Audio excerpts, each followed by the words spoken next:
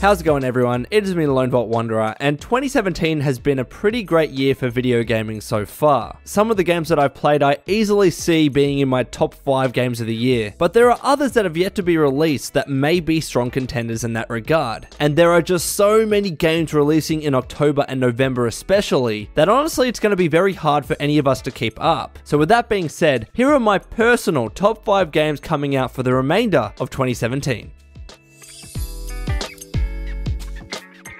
Number 5, Elder Scrolls V Skyrim on the Nintendo Switch. Now look, I get the jokes about Skyrim releasing on every single piece of hardware imaginable. And yes, I can't wait to play it on my microwave either. But the point is, I am still really looking forward to playing Skyrim on my Nintendo Switch. I've been playing more Nintendo Switch more than any other platform recently, simply because you can play it on the go, which is helpful for me as I commute to work and I also travel a lot. And I am always looking for a nice long game to play, especially one that's an RPG.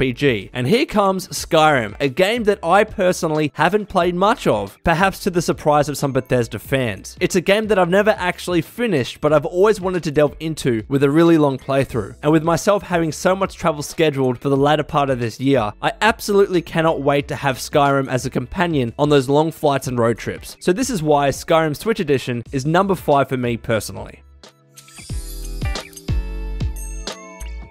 Number 4, Need for Speed Payback. Now this one might be an odd one for all of you, as I haven't played many racing games in recent memory. However, what might surprise you is that I was a huge racing game fanatic back in my teen years. In fact, for several years, they were the only kinds of games that I would play. And the number 1 racing franchise for me personally has undoubtedly been Need for Speed. When I look at games like Need for Speed Underground and Most Wanted, I have so many great memories of just racing, customizing my cars, doing pink slip battles, and everything that's associated with a typical Need for Speed game. And while I did fall off the Need for Speed franchise, partly because recent games haven't been reviewed all that well, Need for Speed Payback for me is shaping up to be a fantastic racing game, especially when you look at the recent Welcome to Fortune Valley trailer for the game. It shows the beautiful open world that's inspired by Las Vegas, and in particular, I'm really looking forward to the scrap feature, where as you're driving along, you can find old busted up cars that you can pick up, restore, and customize until your heart's content. This game is looking to rekindle my old love in racing and in particular Need for Speed games, and I cannot wait.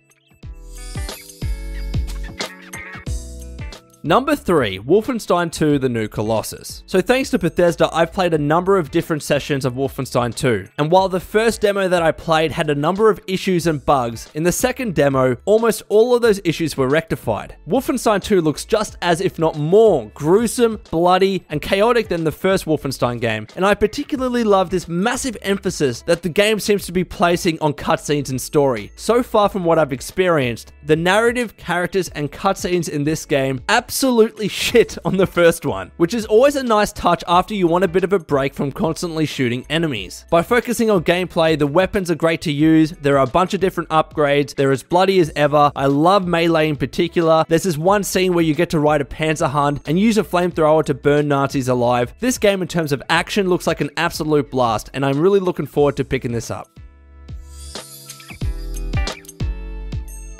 Number 2, Assassin's Creed Origins. Now, like many people, I have fallen way off the Assassin's Creed franchise in recent times. And really, you all know the reasons why. Ubisoft decided to adopt an annual release schedule for the Assassin's Creed games. And that simply never worked because the games tried to be so large and grand in scale. You had particularly buggy games at launch, you had poor ports to the PC, and from what I read, leaving aside Black Flag, the games were relatively uninspired and not innovative. But from what I can see, Assassin's Creed Origins seems to be changing all of that. Ubisoft took a year off with this franchise to really ensure they gave the game the time and development it needed to be another great Assassin's Creed game. They've completely changed the gameplay so it's much different from past games. The visuals look absolutely beautiful. The setting of Egypt looks phenomenal, especially with that educational mode where you can just walk through and enjoy the setting and scenery. And in terms of story and lore, Assassin's Creed has always been a franchise that I've gravitated towards. I've simply loved the story in past games, and this being the theoretical very beginning of the Assassin's Creed franchise, detailing how the Brotherhood actually begun. From a narrative perspective, I'm really interested to see where this game takes us. And I hope that this is the game that gets Assassin's Creed back onto the map because it really does need it.